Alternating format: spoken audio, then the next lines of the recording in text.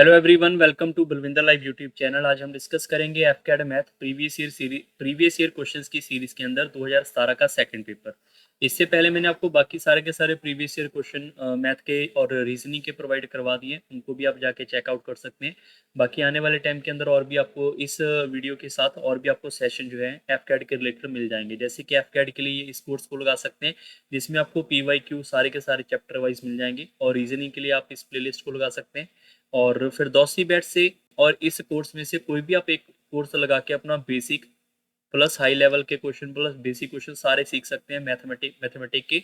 और रीजनिंग के लिए ये वाला कोर्स है सफिशिएंट, आप इस कोर्स के थ्रू अपना प्रैक्टिस जो है वो कर सकते हैं। ठीक, तो ये कुछ इंट्रोडक्शन है इस कोर्स के बारे में। इसके अलावा इस यूट्यूब चैनल के ऊपर आपको प्लेलिस्ट मिल जाएगी CDS के रिलेटेड, CAPF के रिलेटेड और भी डिफरेंट डिफरेंट पेपरों के रिलेटेड। इसमें आपको कोर्स भी करवाए गए हैं और प्रीवियस ईयर क्वेश्चंस भी करवाए गए हैं जिससे आप अपनी प्रैक्टिस कर सकते हैं। ठीक, तो स्टार्ट करते हैं आज के सेशन का पहला question. A man whose speed is 4.5 km in still water rowed to a certain upstream point and back to the starting point in a river which flow at a 1.5 km per hour. Find his average speed for the total journey. सो ये काफी अच्छा question है। जब भी ऐसा question आए video pause करके आप ट्राई करना चाहते हो कर सकते हो, नहीं तो हम सीधा क्वेश्चन आंसर यहाँ पे डिस्कस करने वाले हैं। एक पर्सन है, उसकी स्पीड आपके पास स्टिल वाटर है, स्टिल वाटर का नाम दिया जाता है बी से, to a certain upstream point and back to the starting point in a river which flow, river को हम बोलते हैं यहाँ पे B, which flow at a 1.5 kilometre. मतलब ये हुआ कि बी की वैल्यू आपके पास गिवन है 4.5 किलोमीटर पर आवर, और सी की बात है, रिवर को हम सी बोलते हैं, सी की बात है हमारे पास 1.5 किलोमीटर पर आवर। अगर यहाँ से यहाँ तक कोई भी पर्सन अपर स्ट्रीम जाएगा, अपर स्ट्रीम का मतलब होता है B minus C which is equal to 4.5 minus 1.5 which is equal to 3 kilometre per hour. और अगर वो पर्सन यहाँ से यहाँ वापस आएगा that is called downstream. Downstream क्या होता है B plus C, so we can say that is equal to 4.5 plus 1.5 which is equal to 6 kilometre per hour. Clear. तो अगर यहाँ से यहाँ तक वो जाएगा 3 किलोमीटर पर आवर के हिसाब से और आएगा आपके पास 6 किलोमीटर पर आवर के हिसाब से, तो डिस्टेंस क्या होगा उस कहानी के अंदर सेम होगा। और डिस्टेंस सेम होगा तो आपसे पूछा जा रहा है एवरेज स्पीड बताओ। तो एवरेज स्पीड के शॉर्टकट भी है बट बेसिक आपको पता होना चाहिए। Average speed is equal to होती है total distance by total time. So total distance मान लो कि x किलोमीटर है, अगर वो x किलोमीटर जाएगा तो x किलोमीटर वापस आएगा, डिवाइड बाय टोटल टाइम। अगर वो x किलोमीटर ये वाला डिस्टेंस को इसकी स्पीड से डिवाइड करेंगे आपस टीम से, तो डिस्टेंस बाय स्पीड करेंगे, और यहाँ पे देखो डिस्टेंस बाय डाउन स्ट्रीम करेंगे तो दोनों का टाइम आएगा। आई रिपीट अगेन कि अगर मैं यहाँ पे बात करूँ डिस्टेंस बाय स्पीड से तो मेरे पास टाइम आएगा। तो डिस्टेंस मेरे पास x किलोमीटर है, स्पीड अगर जाने की आपस टीम की 3 है तो 3 से डिवाइड करेंगे तो जाने का टाइम आएगा। और ऐसे डाउन स्ट्रीम का डिस्टेंस तो वही रहेगा x किलोमीटर, पर आने की स्पीड 6 है तो 6 से डिवाइड करेंगे तो डाउन स्ट्रीम का टाइम आएगा। तो आने का और जाने का टोटल टाइम यही क्या होता है एवरेज स्पीड। तो इनको आप सिंप्लीफाई करेंगे, यहाँ पे आएगा 2x और x कॉमन निकल जाएगा तो एलसीएम लेके आएगा 6 और ऊपर आएगा 2 + 1, ये आपस में कट जाएगा और 6 आपके पास ऊपर चला जाएगा, 2 multiply by 6/3 which is equal to 4 kilometre per our.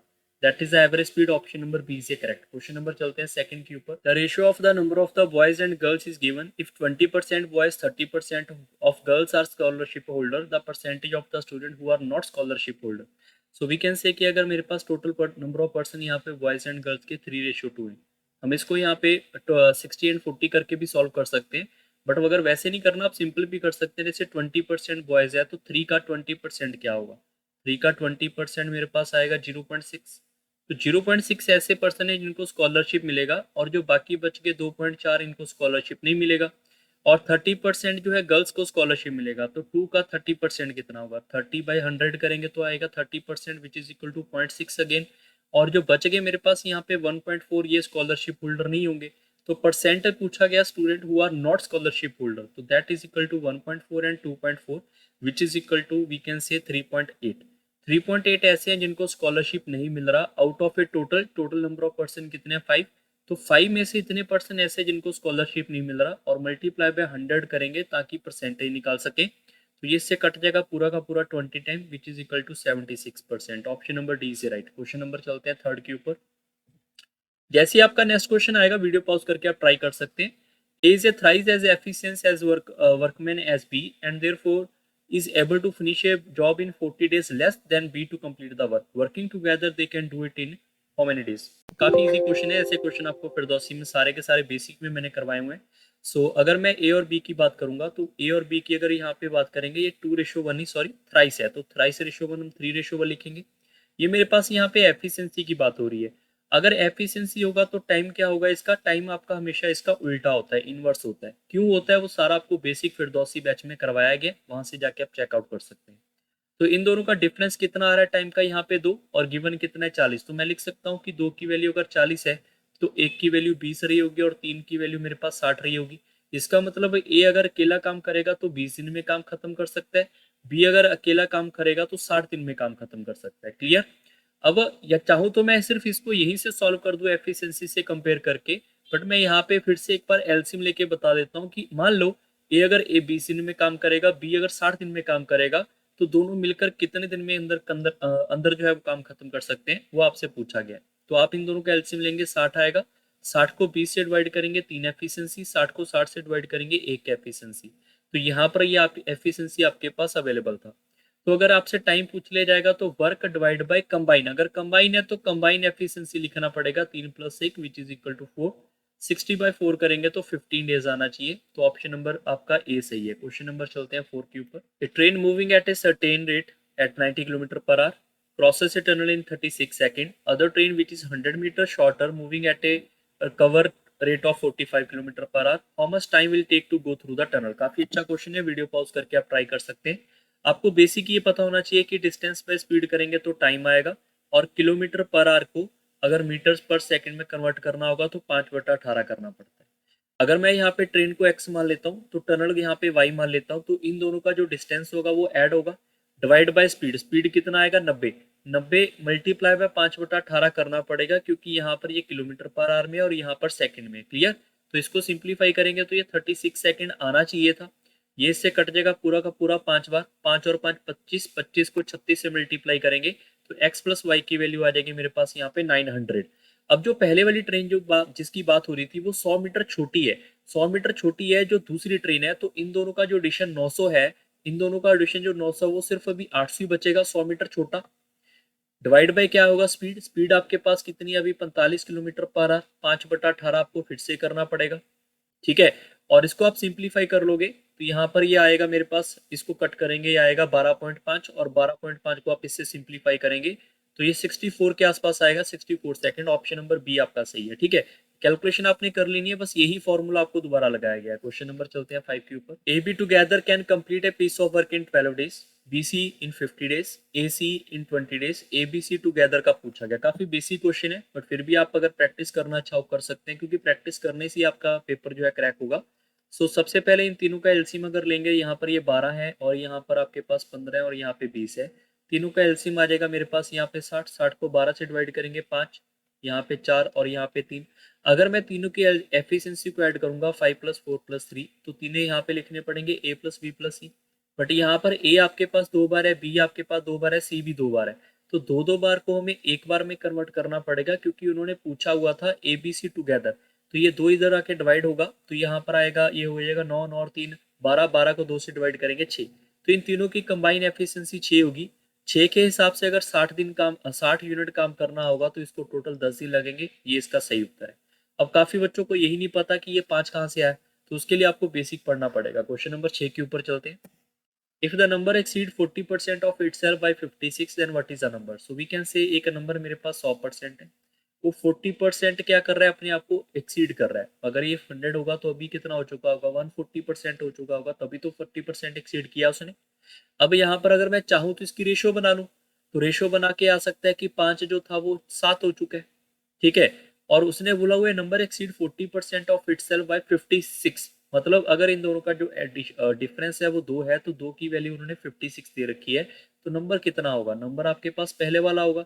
तो 5 की वैल्यू कितनी होगी, 56/2 मल्टीप्लाई बाय 5, मतलब अगर 2 यूनिट आपको 56 से है तो 1 यूनिट आपका 28 हुआ, तो 5 यूनिट कितना आएगा, 28 मल्टीप्लाई बाय 5, वही हमने यहाँ पे लिखा डायरेक्ट। तो ये कितना आएगा 140, ये आपका सही उत्तर है। अदरवाइज आप इसको ऐसे भी कर सकते थे कि यहाँ पे 100% है, अभी नंबर 140% हो चुका है, तो कितना परसेंट का एक्सीड हुआ, 40% का। किसके ऊपर है, 56 के ऊपर। ये आपके पास इसके कंपेयर करेंगे सीधा, तो यहाँ से 1% की वैल्यू आ जाएगी 56/40, तो 100% उसने नंबर पूछा हुआ है, तो 100% कितना होगा 56/40 मल्टीप्लाई बाय 100। क्लियर। तो यहाँ से भी सिंप्लीफाई करके वही उत्तर आएगा। क्वेश्चन नंबर 7 के ऊपर चलते हैं। Average weight of 15 student increased by 1.5 kg when one person of 40 kg replaced by new man. Find the value of new man. So we understand कि अगर यहाँ पे हमारे पास टोटल जो पर्सन है वो टोटल 15 है, उसमें से एक पर्सन चला गया और नया आ गया, इस वजह से आपके पास एवरेज 1.5 kg जो है बढ़ चुका है। तो आप सारे बच्चे इतना तो अंडरस्टैंड करेंगे क्या कि अगर 40 kg वाला जाता और 40 kg वाला ही आ जाता तो एवरेज में कोई फर्क नहीं पड़ता, क्योंकि एवरेज क्या होता है सम डिवाइड बाय नंबर। अगर सम जो है वो 40% वाला जाएगा और 40 वाला ही आ जाएगा, कोई फर्क नहीं पड़ेगा, तो एवरेज भी वही रहना चाहिए आपके पास। बट एवरेज क्या हो चुकी है 1.5 kg बढ़ चुकी है। जो बंदा नया यहाँ पे आया होगा वो कुछ अपने पास 40 से वैल्यू ज्यादा लेकर आया होगा। कितनी वैल्यू? 1.5 वैल्यू लेकर आया होगा ज्यादा। कितने बंदों की? 15 के 15 बंदों की। तो क्योंकि एवरेज होता है पर हेड खर्चा, हर एक पर्सन को इतना इतना वैल्यू ज्यादा लेकर आया होगा। ठीक है। अब सिंप्लीफाई कर लो 40, और ये आपके पास 1.5 है, इसको आप 14 से करोगे 7.5, तो यहाँ पर ये आएगा 8.5। इसको सिंप्लीफाई कर लेना है आपने, और 40 के अंदर इसको ऐड करेंगे तो सॉरी ये 8 नहीं आएगा, मैंने गलत जोड़ा है, क्योंकि यहाँ पर 1.5 है तो इधर तो 14 होगा ना यहाँ पे। तो ये आएगा आपके पास 14, उसका आप 1.5 करोगे 21, तो ये आएगा 22.5। इसको सिंप्लीफाई करोगे आएगा 62.5। ये आपके इस क्वेश्चन का सही उत्तर है। क्लियर। बस एडिशन किया और कुछ नहीं। क्वेश्चन नंबर 8 के ऊपर चलते हैं। Average temperature of Tuesday to Thursday, मतलब second day, third day and fourth day is 38 degree.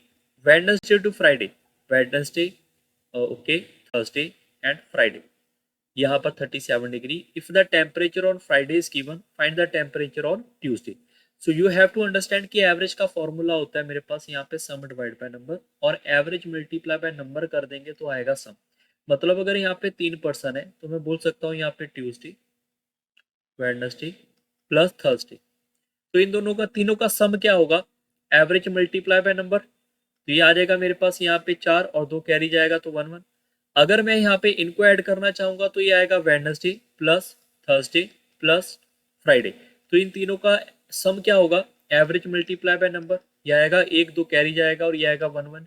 अगर दोनों को माइनस कर दें तो आप देखोगे ये वाला इससे कट जाएगा, तो बोल सकते हैं Tuesday minus Friday is equal to 3। इन दोनों को माइनस करेंगे, फ्राइडे की वैल्यू 39 है, उसको आप फिल कर दो, तो बोल सकते हैं Tuesday minus 39 is equal to 3।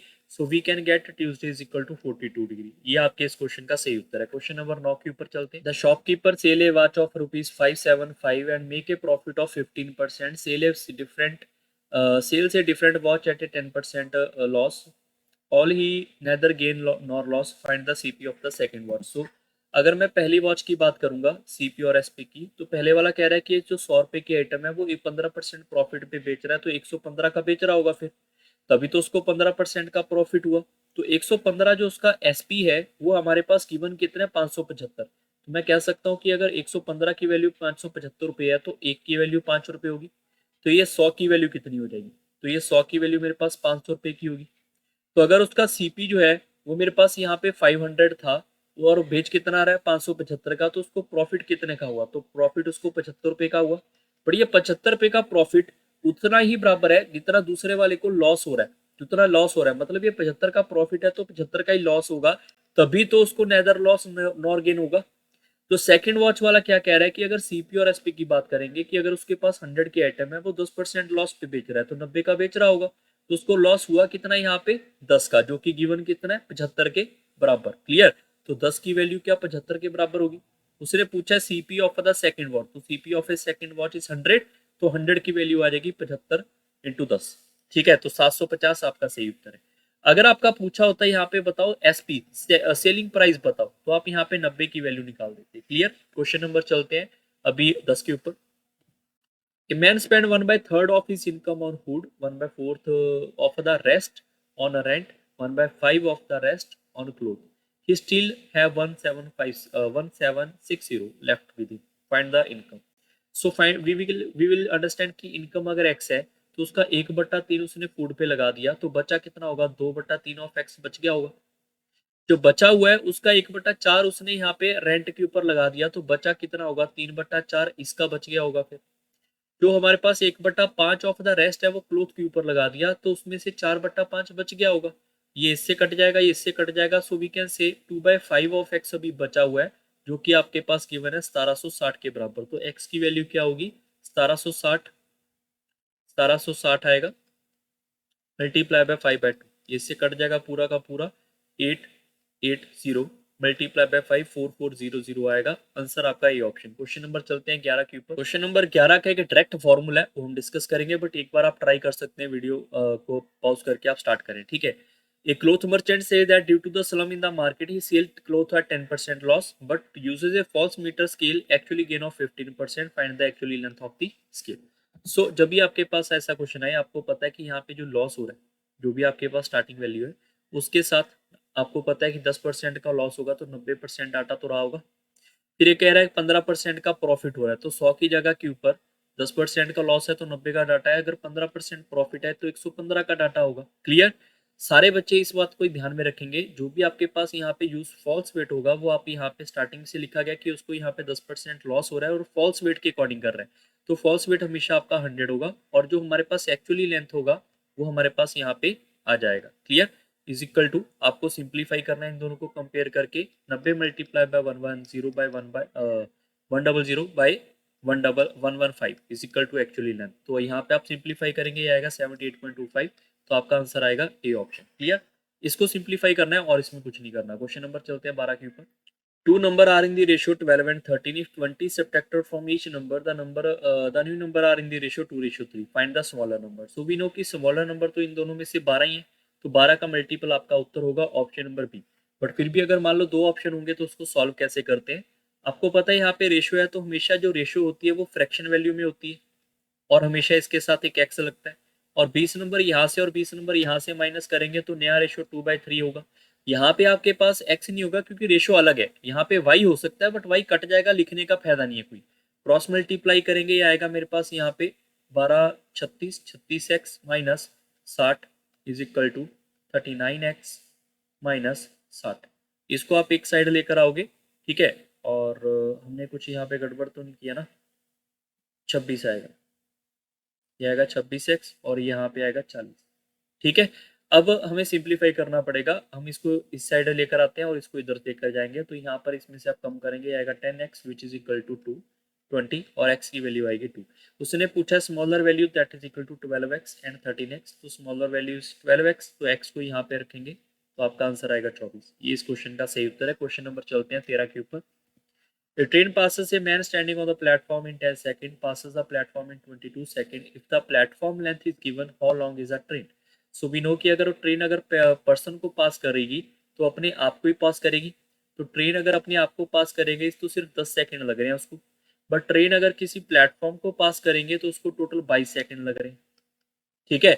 आप सभी बच्चे इन दोनों का जब आप डिफरेंस लोगे, ट्रेन से ट्रेन कट जाएगा, तो प्लेटफॉर्म को क्रॉस करने के लिए सिर्फ उसको यहाँ पे 12 सेकंड लगे, और 12 सेकंड के अंदर अगर वो यहाँ पे 150 मीटर की दूरी कवर करवाती है यहाँ पे ट्रेन, तो 10 सेकंड में कितना दूरी कवर करवाएंगे, 150 बटा 12 मल्टीप्लाई बाय 10। यूनिटरी मेथड है और इसमें कुछ नहीं है, जैसे 1 सेकंड की वैल्यू आप बोल सकते हो 150 बटा 12, तो 10 की वैल्यू कितनी होगी, 150 बटा 12 मल्टीप्लाई बाय 10। ये इससे कट जाएगा 5 टाइम और ये इससे 6 टाइम, और 6 को आप इससे कट कर लेंगे 2 टाइम, और ये आ जाएगा मेरे पास यहाँ पे 5 टाइम। 25 इंटू 5 करेंगे तो 125 आएगा। ये इस क्वेश्चन का सही उत्तर है। क्लियर। इस क्वेश्चन को आप बेसिक से भी कवर कर सकते हैं। मान लो यहाँ पे आपको मैं बता दूं कि distance by speed is equal to time से भी सॉल्व हो जाएगा। ट्रेन की लेंथ डिवाइड बाय ट्रेन की speed is equal to the time. Clear. Train की लेंथ प्लस प्लेटफॉर्म की लेंथ डिवाइड बाय ट्रेन की speed is equal to the time. जिन बच्चों को नहीं पता, ये ट्रेन के अंदर बेसिक फॉर्मेट मैंने करवाए हुए हैं, कब स्पीड ऐड होगा, कब डिस्टेंस ऐड होगा, सब बताया गया है, तो वहां से जाके आप कवर आउट सारा का सारा कर सकते हैं। क्लियर। अब आपकी मर्जी, आपसे क्या क्या पूछा जाए उसके अकॉर्डिंग आप कवर कर सकते हैं। जैसे यहाँ पे पूछा गया है ट्रेन की लेंथ बताओ, तो हमें क्या करना पड़ेगा, टीएस को कंपेयर कर लो। फिर जैसे इसको क्रॉस मल्टीप्लाई करेंगे तो t/10 आ जाएगा टीएस की वैल्यू, इसको क्रॉस मल्टीप्लाई करेंगे t plus P is equal to 22 multiply by TS की वैल्यू कितनी है, t/10 यहाँ से। ठीक है। और p की वैल्यू आपके पास गिवन ही 150, ये से कट जाएगा यहाँ पे 11/5, और ये वाला आएगा t/5 11t/5, तो t इधर आके माइनस करवा लो, तो यहाँ पर आएगा 150 इज इक्वल टू, ऊपर वाले को सॉल्व करेंगे 6t/5, ठीक है। 5 इससे मल्टीप्लाई हो जाएगा, 6 आपका इससे कट जाएगा यहाँ पे 25, तो ट्रेन की वैल्यू आ जाएगी 125। यहाँ से भी आप सॉल्व कर सकते हैं। क्वेश्चन नंबर चलते हैं 14 के ऊपर।